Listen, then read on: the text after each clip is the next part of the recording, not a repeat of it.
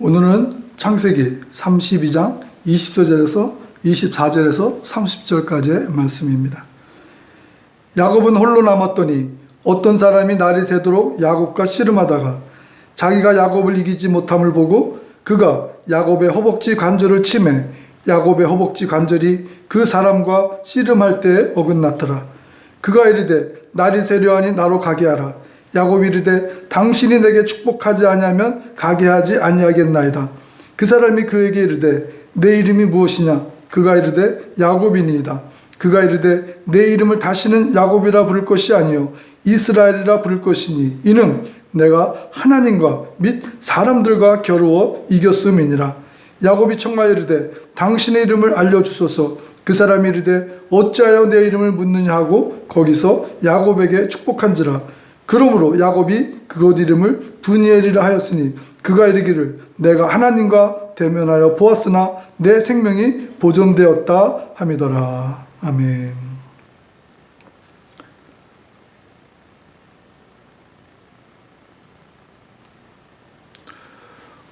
오늘은 하나님의 말씀을 믿음으로 기도 없이 승리하자 하는 말씀으로 함께 은혜를 나누려고 합니다.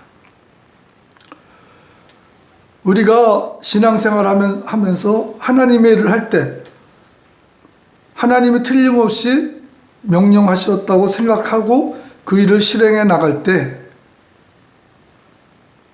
그 일이 항상 탄탄대로로 널려있는 것은 아닙니다. 거기에는 꼭 커다란 장애물 하나 둘 그것이 놓여 있고 하나님은 그것을 우리가 믿음으로 헤쳐나가기를 원하고 계십니다. 근데 많은 사람들이 그 하나님이 원하시는 그것을 믿음으로 담대히 헤쳐나가지 못하게 되는 것을 보게 됩니다. 야곱도 마찬가지였습니다. 야곱도 이 전장 31장 3절에 하나님께서 야곱에게 명령하십니다. 이제 너 돌아가라. 너 본토로 돌아가. 이제 때가 됐으니까 돌아가라. 내가 너와 함께 하리라. 이렇게 말씀을 하셨기 때문에 야곱이 이제 용기를 내서 돌아가려고 라반에게 모든 것을 라반 도주하고 복잡한 것이 이 전장에 있었습니다. 그 어려움 한 고비, 라반의 어려운 고비를 넘기고 이제 두 번째 정말 커다란 장애물이 나타났는데 그것은 바로 자기의 쌍둥이 형 에서인 것입니다.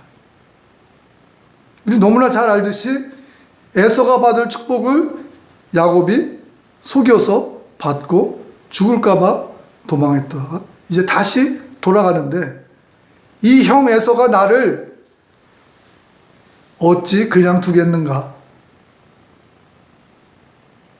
분명히 나를 죽일 것이다 하는 두려움이 있었고 그럼에도 불구하고 하나님이 가라고 하시니까 가긴 가야 되는데 가다 보면 에서를 만나면 죽을 것 같으니까 이제 자기 계획을 짜게 됩니다. 계획을 짜서 종을 커다란 그 선물 양 이런 것도 짐승을 선물을 갖고 먼저 보냅니다. 에서에게. 그때 종이 돌아오면서 하는 말이 주인님 에서가 450명의 군사와 함께 이리로 오고 있습니다. 그 말을 듣자 야곱은 완전히 공포에 질리는 그러한 상황을 맞게 됩니다. 그래서 생각을 합니다. 내가 한때 두때 내 재산을 둘로 양분해서 한쪽을 먼저 보내고 그 침은 또 두 번째 보내고 그렇게 하고 자기는 마지막에 서서 살아남을까 하는 계획을 짜게 되고 또 그렇게 해서 실행해서 보내고 또 자기 아내와 또 그것도 두 부류로 나눠서 약곱강을 강을 먼저 보내게 합니다. 그 시내를 먼저 압복나루를 먼저 건너게 하고 자기는 아직도 용기가 없어서 건너지 못하고 혼자 기도를 함으로 그 기도를 통해서 하나님을 만나고 그 천사와 싸워 승리해서 새로운 이름, 야곱이 아니라 이스라엘이라는 이름을 얻는, 그것이 이 32장의 말씀입니다. 야곱의 행태를 볼 때 우리가 가장 좋은 것은 하나님이 31장에서 내가 너와 함께하리라 하셨으니까 우리는 그 말을 믿고 아무리 어려운 역경이 와도 하나님이 나와 함께 하시고 도와줄 것을 믿는다면 우리는 담대히 나아가면 되는 것입니다. 이것이 하나님이 우리에게 원하시는 첫 번째 그 상황입니다. 근데 야곱은 그 말씀을 듣고 나가긴 나왔는데 라반은 물리쳤는데 이제 야곱은 정말 힘들 거라고 생각해서 이제는 자기의 지혜를 짜내게 됩니다. 이 방법 저 방법 많은 지혜를 짜냈지만 그럼에도 불구하고 야곱은 불안했습니다.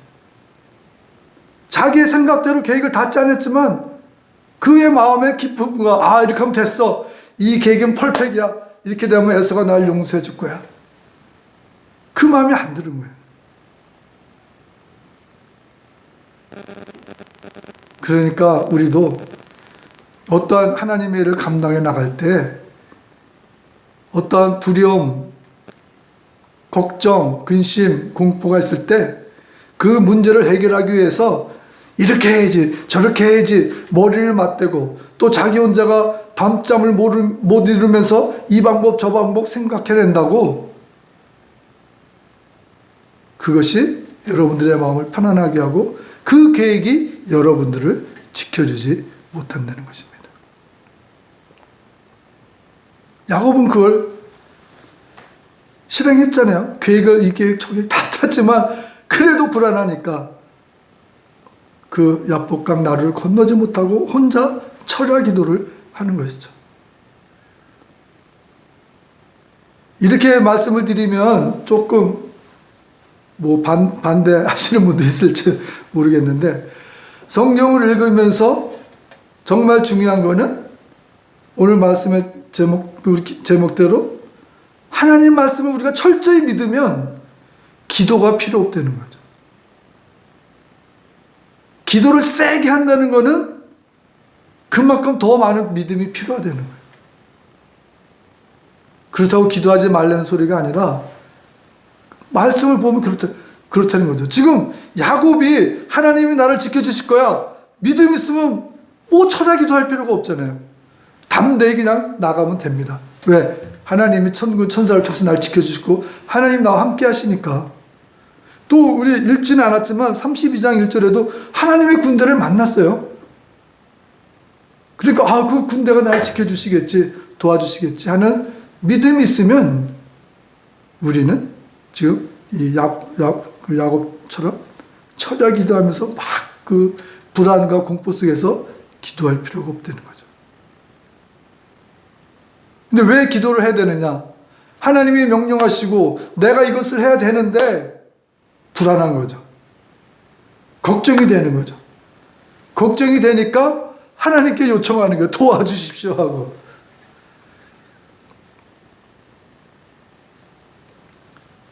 그래도 그나마 다행인 것은 하나님이 우리가 믿음이 부족한 것을 아십니다. 그러니까 예수님이 그러시잖아요. 너희들이 겨자씨만한 믿음만 있어도 이 산을 들어서 바다에 빠질 수 있다. 얼마나 감사한 말씀이에요. 겨자씨만한. 겨자씨는 볼펜으로 저만한 딱 찍은 그 크기라고 합니다. 그 말씀은 뭐예요? 반대로 하면 우리는 그것만 또 없다는 거죠. 겨자씨만한 믿음도 없다는 것을 하나님이, 예수님이 이미 알고 계시기 때문에 야곱이 믿음이 없이 자기의 방법, 계획을 짜고 계획을 이 방법 저 방법 다 짜내는 것을 용서하시고 또 그나마 야곱이 잘한 것은 그나마 철야 기도를 했다는 거죠. 그래서 그 야곱이 천사를, 하나님을 이기는 그러한 결과를 얻게 됐습니다. 근데 사실 하나님이 야곱에게 졌다, 그런 하나님을 내가 믿어야 되는가? 그런 생각 혹시 안 해보셨어요? 사람에게 지는 하나님을 내가 믿어서 어떻게 하나님을 믿고 의지하며 나갈 수 있는가? 그분이 어떻게 전지전능하시다고 말씀할 수 있는가? 하나님이 야곱에게 힘이 없어서 지신 것이 아니라 야곱이 그나마 그 걱정과 두려움을 하나님을 의지하고 하나님께 매달렸기 때문에 하나님이 주신 것이죠. 여러분들 어린 자녀, 아들, 딸, 어린애들, 2, 3살, 4살 먹은 애랑 씨름하면 아빠들이 항상 져주죠. 뭐 이길 듯이 하다가도 져줍니다. 왜? 아들에게 용기를 주고 힘을 주고 걔가 또 그냥 용기백배할 수 있는 그 길을 살리기 위해서 그렇게 져주는 것이죠. 하나님 아버지도 야곱이 그 불안 속에서 그 죽음의 공포 속에서 에서가 자기를 죽일까봐 자기의 처자들을 다 죽일까봐 그 죽음의 공포 속에서 그나마 하나님을 붙들고 철야하며 밤새 기도한 그것을 보시고 그 믿음, 그 자세를 보시고 도와주신 것이죠. 그래서 이름을 야곱에서 이스라엘로 바꾸게 하십니다. 그러니까 이스라엘이라는 그 이름의 뜻이 뭐냐?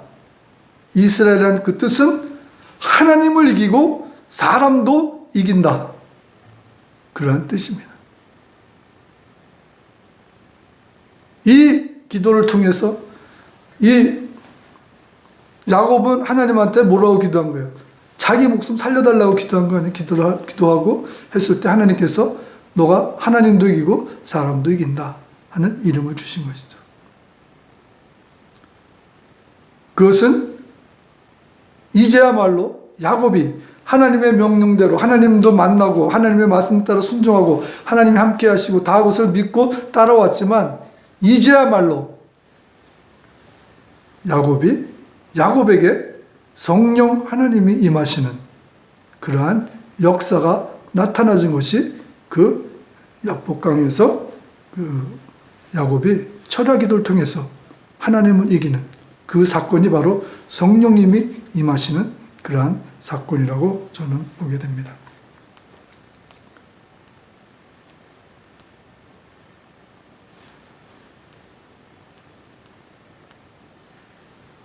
우리도 하나님의 뜻을 따를 때 믿음으로 이겨야 됩니다. 사실 이게 쉽지 않아요. 저도 목사라고 하지만 하나님의 일을 감당할 때 실패, 좌절 이런 것을 막 겪을 때 그것을 믿음으로 이겨나가는 것이 사실 쉽지가 않습니다. 하지만 하나님은 우리에게 믿음으로 이겨나가기를 원하십니다. 우리가 에서가 450명의 군사를 이끌고 올 때 우리가 잘 생각해 봐야 돼요. 성경에는 에서가 450명을 이끌고 오면서 야곱을 죽이려고 했다는 마음도 없고 어떤 아무 말씀 없이 그냥 에서가 450명의 군사를 데리고 온다는 말만 있습니다. 근데 야곱은 지레짐작을 한 거죠. 분명히 에서가 자기를 죽이려고 450명의 군사를 데리고 온다. 아니면 그렇지 않으면 모토로 군사를 데리고 오는가 생각할 수도 있지만 그 당시 에서가 뭐 혼자 오겠어요? 자기 군사가 있으면 자기 호위병도 있고 그 광야와 다른 지역 자기 지역을 벗어나서 오는 건데 자기 안전도 있고 또 야곱을 또 호위해주고 지켜주려고 자기 동생이기 때문에 그렇게 왔는지도 모르는 거죠.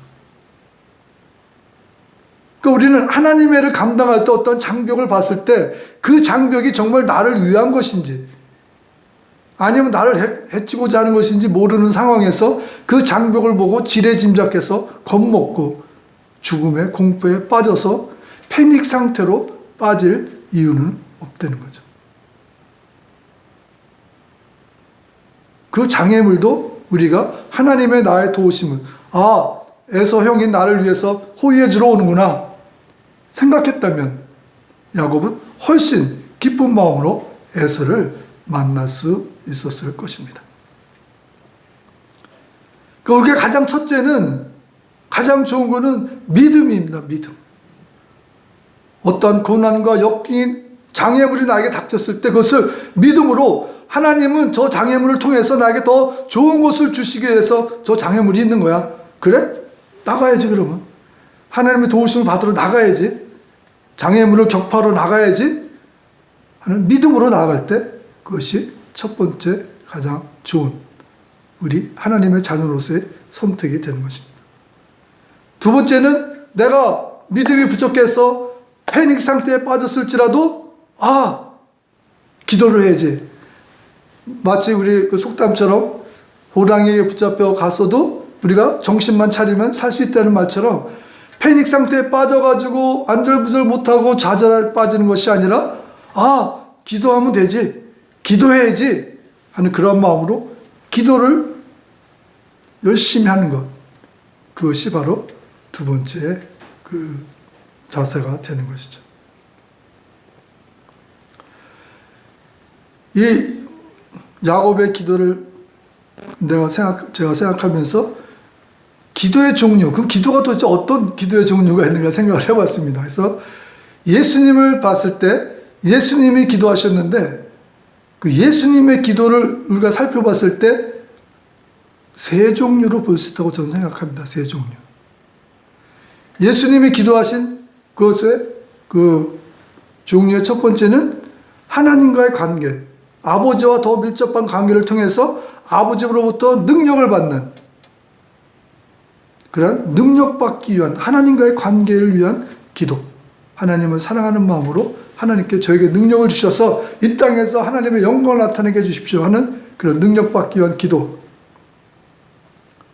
두 번째는 그 하나님으로부터 받은 능력을 나타내기 위한 기도. 오병이어의 기적을 나타낼 때 떡을 떼서 축사하시며, 기도하실 때 오병이어의 기적이 나타나신 그런 능력을 나타낼 때 하시는 기도. 병든 자를 위해서 명령할 때, 또 사단을 명령할 때 그러한 기도들, 능력을, 하나님부터 받은 능력을 나타내기 위한 기도가 있고, 세 번째는 하나님의 뜻을 거스르는 기도가 있었습니다. 겟세마네 동산에서 예수님이 3번씩이나 간절히 기도하시잖아요. 이 잔을 내게서 피하여 주시옵소서. 그것은 예수님도 아시는 거예요. 하나님의 뜻에 거슬린다는 걸 아시죠. 그렇지만 그것이 너무 힘드시니까 이것을 안 하면 안 되겠습니까? 내가 이것을 해서 이 땅에 왔지만 혹시 그래도 제가 이것을 안 하면 안 되겠습니까? 하고 간절히 기도하셨는데, 이 세 번째 하나님의 뜻을 거스르기 그 기도를 하실 때가 가장 처절하게, 가장 간절하게 예수님은 기도하셨습니다. 땀방울이 변하여 핏방울이 되기까지 간절히 기도하신 거예요. 하나님, 이것이 저에게 이루어지지 않게 없어서. 그나마 정말 감사한 것은 예수님께서 마지막에는 그래도 내 뜻대로 하지 마옵시고 하나님 뜻대로 하옵소서, 이 기도를 하심을 통해서 하나님의 뜻이 이루어지는 그러한 기도를 보게 됩니다. 그러니까 우리도 잘 생각해 보세요. 내가 언제 가장 간절히 기도하는가? 그게 아마 하나님의 뜻에 거슬리는 건지도 모릅니다. 내가 하기 싫으니까, 하나님은 이렇게 하라고 그러는데 나는 이렇게 하기 싫으니까 간절히 기도하는 건지도 몰라요. 야곱도 마찬가지잖아요. 가라 했는데 나는 가기 싫어요. 그걸 간절히 기도했을 거예요. 나 안 가면 안 되겠습니까? 그걸 기도했겠죠.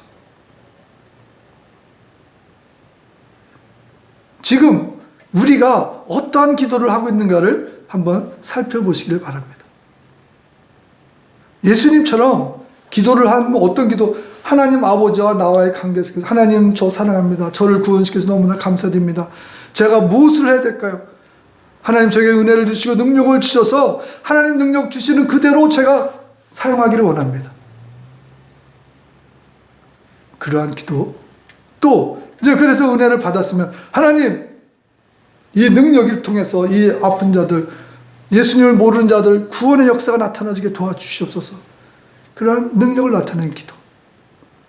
우리는 이러한 첫 번째, 두 번째 예수님의 기도를 본받아 우리가 살아나갈 때 그나마 믿음이 부족한 그것을 채워나갈 수 있는 그러한 우리의 신앙 삶이 되고, 우리가 하나님 일을 해나갈 때 장애물, 방해물 그것들을 우리가 담대히 믿음과 기도로 이겨나갈 수가 있다고 생각을 합니다.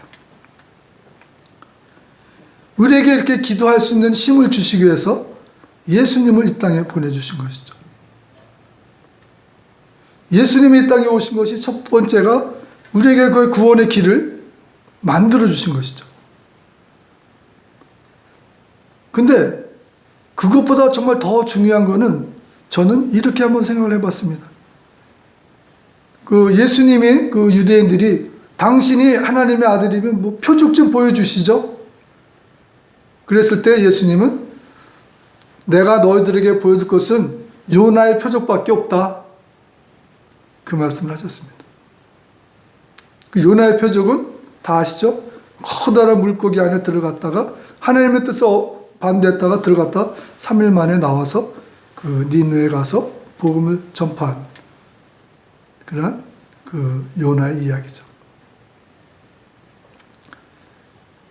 혹시 한번 이렇게 생각을 해보세요.